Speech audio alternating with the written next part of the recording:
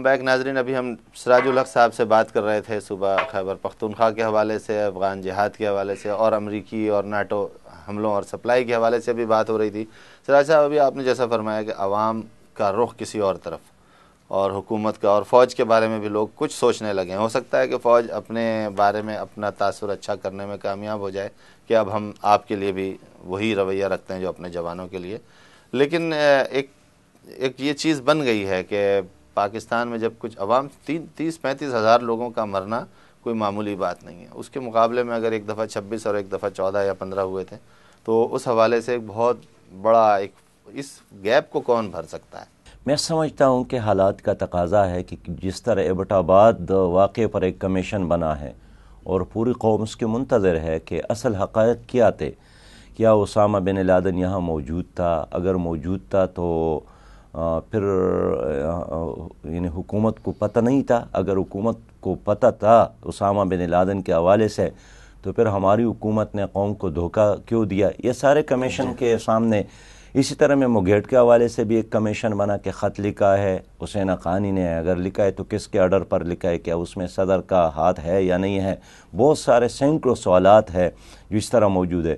میں سمجھتا ہوں کہ حالات کا تقاضا ہے کہ ایک کمیشن اس پر بھی بنایا جائے. یعنی عدلیہ سے امید ہے کہ وہ اس گیپ کو بھی فل کرے اور اس جو لوگوں کے اور قوم کے اور حکمران 40,000 جو لوگ مرے ہیں وہ پاکستانی ہیں, وہ مسلمان ہیں, اس خطے سے تعلق رکھتے ہیں.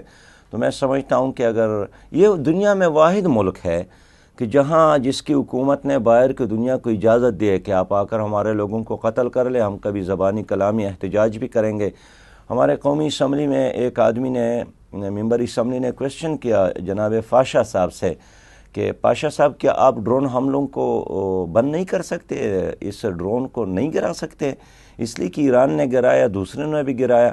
تو اس نے کہا کہ اگر باس ہمیں اجازت دے دے, انہوں نے وزیر اعظم صاحب کی طرف اشارہ کیا, اگر باس آرڈر دے دے تو ہم وہی کام کر سکتے ہیں. تو اس سے پتہ چلا ہے کہ جتنا جو کچھ ہوا ہے اس میں حکومت کا باقاعدہ ایک حصہ ہے اور ایک خاموش انڈرسٹینڈنگ ہے. باس موجود تھے, انہوں نے تردید نہیں کی کہ جناب باس نے بالکل تردید نہیں کی, اس نے خاموشی اختیار کی. شاید اس کے منہ میں جو ڈالر کا نوالا ہے وہ اتنا بڑا ہوگا کہ جس کی وجہ سے وہ کچھ نہیں کہہ سکے. لیکن عام آدمی تو غیرت مند ہے اور وہ چاہتا ہے. بالکل عام آدمی تو اس کے لیے تیار. ایک یہ چیز جو جن کے گرد گھوم رہی ہے, جن لوگوں کا نام لیا جاتا ہے, پہلے تو صرف طالبان تھا, پھر پنجابی طالبان ہو گیا, پھر ایک افغان طالبان ہو گئے, پھر پاکستانی طالبان ہو گئے. یہ کتنے طالبان ہیں, کیا قسمیں ہیں ان کی؟ یہ سارے تو جناب رحمان ملک صاحب کے اصطلاحات ہے اور الفاظ ہے جو کبھی پنجابی طالبان کا نام لیتے ہیں, کبھی کراچی کا بھی حوالہ دیتے ہیں. لیکن دیکھیے, میں سمجھتا ہوں کہ اصل حقائق سامنے لانا تو حکومت کا کام ہے. لیکن اب تک حکومت کا اس ضمن میں جو کارکردگی ہے, رحمان ملک صاحب کراچی تشریف لاتے ہیں کہ اب یہاں دہشت گردی نہیں ہوگی, ٹارگٹ کلنگ نہیں ہوگا.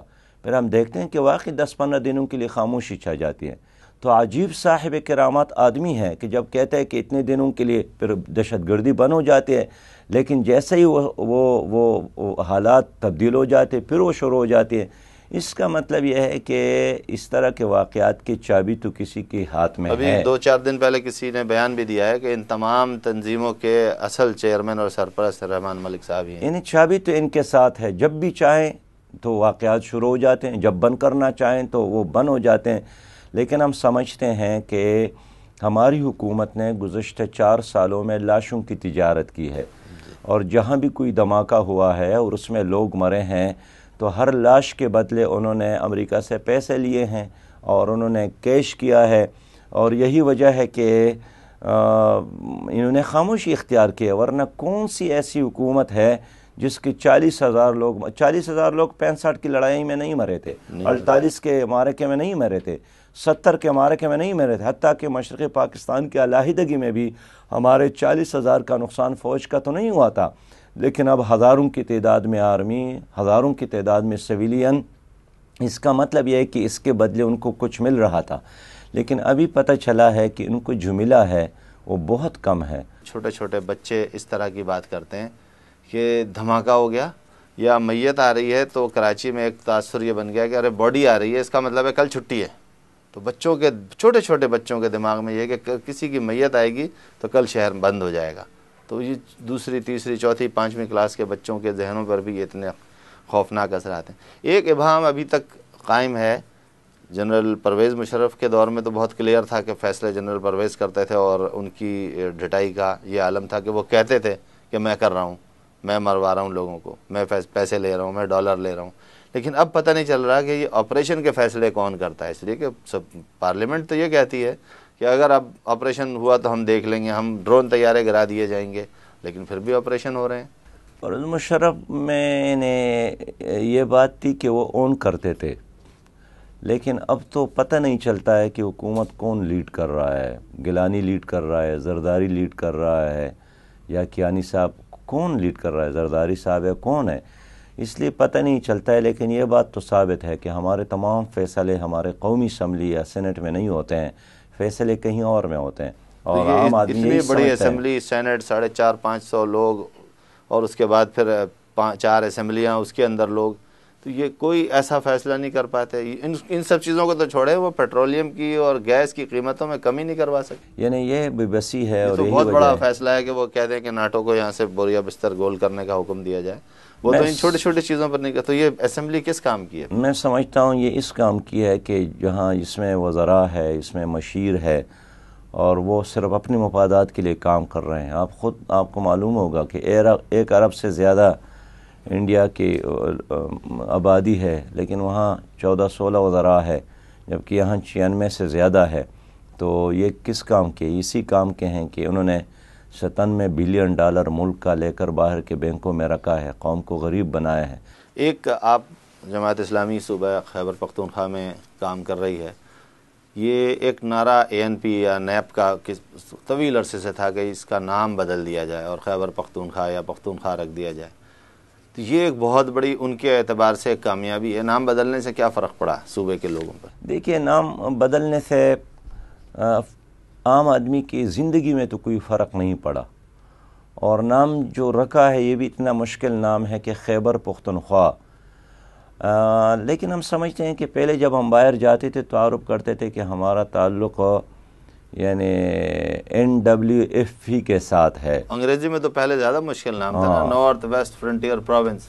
صوبہ سرحد آسان تھا اردو میں، صوبہ سرحد آسان تھا۔ اس لیے جب میں خود اسمبلی میں تھا تو میں نے تجویز دیا تھا ایک خیبر کا، ایک پختونستان کا، ایک نورستان کا، ایک پختونخوا کا، الگ الگ چھوٹے چھوٹے نام تاکہ وہ جلدی عام ہو جائے۔ جماعت اسلامی نے مخالفت نہیں کی تھی کہ نام بدل جائیں، اور نام پر زیادہ زور بھی نہیں دیا۔ ایشو ہے ہی نہیں، اس سے عام آدمی کا کیا تعلق ہے؟ عام آدمی چاہتا ہے کہ آٹا سستا ہو، چینی سستا ہو، جناب چائے آسانی کے ساتھ مل جائے، علاج مل جائے، تعلیم مل جائے، اور میں جب عدالت میں جاؤں تو مجھے انصاف مل جائے، اور پھر میرٹ کی حکمرانی ہو۔ میرا بچہ اگر میٹرک FSC میں کر لے تو میرٹ کی بنیاد پر اس کو جاب ملے، لیکن ان میں سے کوئی کام تو نہیں ہوا۔ لیکن آپ کو بھی تو ایک موقع ملا، متحدہ مجلس عمل کی حکومت تھی، تو آپ کے دور میں مجلس عمل نے، آپ کی جماعت نے اور آپ لوگوں نے لوگوں کو انصاف دلانے میں، چیزوں کو سستا کرنے میں، تعلیم کے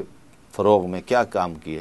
ایک چیز تو یہ ہے کہ کچھ چیزیں تو سامنے آتی ہیں، لیکن اس طرح سامنے نہیں آتی ہیں کہ یہ پتہ چلے کہ اس دور میں یہ کام ہوئے، اور وہ ایسے کام ہیں کہ جس کو لوگ یاد کرتے ہیں۔ ایسی کچھ کام کیا آپ نے؟ 4 سال ہو گئے موجودہ حکومت کی، تو آسانی کے ساتھ ہم موجودہ حکومت کو چیلنج کرتے ہیں۔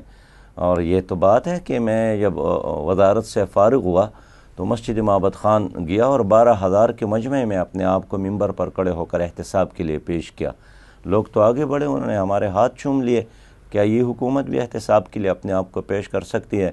میں عرض یہ کرنا چاہوں گا، دیکھیے ہمارے بارے میں لوگوں کو خطرہ تھا کہ یہ لوگ آئے ہیں تو اب بچیوں کے لیے جو تعلیمی ادارے وہ بند کریں گے، لیکن ہم نے بچیوں کے لیے خواتین یونیورسٹی بنائی، ہم نے بچیوں کے لیے علیحدہ گرلز میڈیکل کالج بنایا۔ 2001 اور 1947 اس عرصے میں ہمارے صوبے میں صرف 61 کالجز تھے، لیکن ان 4 سالوں میں ہم نے 81 نئے کالجز بنائے۔ ہم نے جو گداگری کرتے تھے اور سڑکوں پہ یعنی فٹ پاتھوں پر راتیں گزارتے تھے، ان کے لیے عوامی سرائے بنائے، گداگروں کو اٹھا کر ان کو ہم نے ہنر سکھایا۔ اور اس طرح آج لوڈ شیڈنگ کا مسئلہ ہے، لیکن 4 سالوں میں پیپل پارٹی اور NP کی حکومت تو 1 میگا واٹ بجلی کا اضافہ نہیں کر سکی۔ الحمدللہ ہم نے ملاکنڈ 3 پروجیکٹ مکمل کیا، اور بغیر کسی سے قرض پیسے لیے ہوئے، سود پر پیسہ نہیں لیا، کسی اور سے تعاون نہیں لیا۔ 6 ارب کا کام ہم ورلڈ نے بینک کی امداد بھی مسترد کی نہیں کسی نے 6 ارب روپے کا اسٹیمیٹ تھا، اور ہم نے 5 ارب میں وہ کام کیا۔ اب 83 میگا واٹ بجلی جو ہے وہ پیدا کر رہی ہے۔ ہم نے پروٹوکول کلچر تبدیل کیا۔ اب آپ دیکھیں نا کہ جو وزراء ہیں ان کی تنخواہ کتنی ہے، ہم نے کم کر کے اپنی وزیر کو اسکول کے استاد کے برابر تنخواہ دیتے تھے۔ اور میں سمجھتا ہوں کہ ہر ضلع میں ہم نے ایک کیٹیگری اے اسپتال بنایا۔ اس طرح ہم نے اسپتالوں میں ایمرجنسی علاج مفت کر دیا، تاکہ حادثے کے وقت کسی کو پیسے دینے کی ضرورت ہی نہ پڑے، بلکہ ریاست اور حکومت اس کے علاج کر لے۔ اس طرح MSc پاس طلبہ کو ہم سالانہ ایک الاؤنس دیتے تھے، تاکہ جب تک ان کو نوکری نہ ملے وہ والدین پر مزید بوجھ نہ بن جائے۔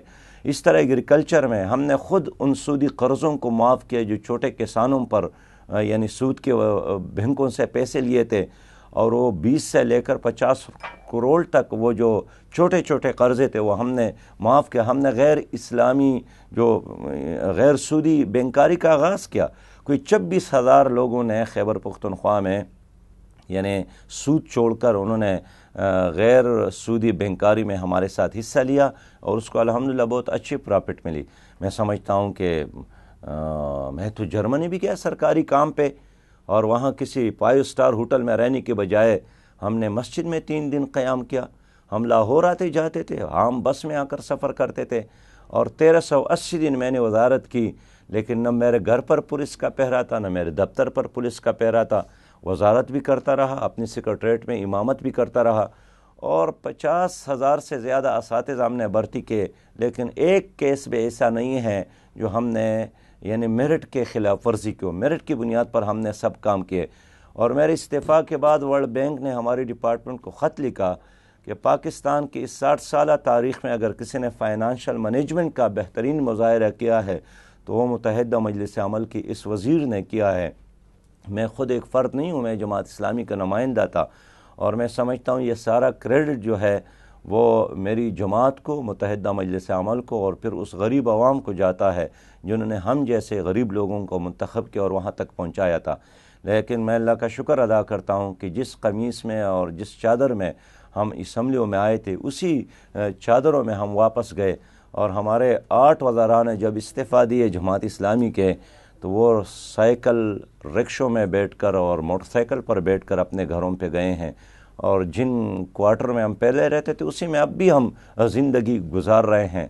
تو اس سے وہ ملک کا تو سب سے بڑا مسئلہ یہی ہے۔ 2006 میں بھی ٹرانسپیرنسی انٹرنیشنل کا ایک رپورٹ آیا تھا جس میں اعتراف کیا تھا کہ پورے پاکستان میں جہاں کرپشن نہیں ہے وہ صوبہ سرحد ہے، اور اب بھی 2 بار 3 بار ان کا رپورٹ آیا ہے کہ پورے پاکستان میں جہاں سب سے زیادہ کرپشن ہے وہ خیبر پختونخوا کی حکومت ہے۔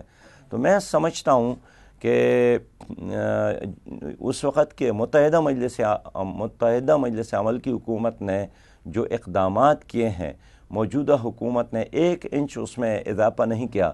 البتہ اتنا ضرور ہوا ہے کہ جو ہمارے اسکیم تھے جس کا افتتاح ہم نہیں کر سکے، اب موجودہ حکومت نے ان سکیمز کا افتتاح کیا ہے۔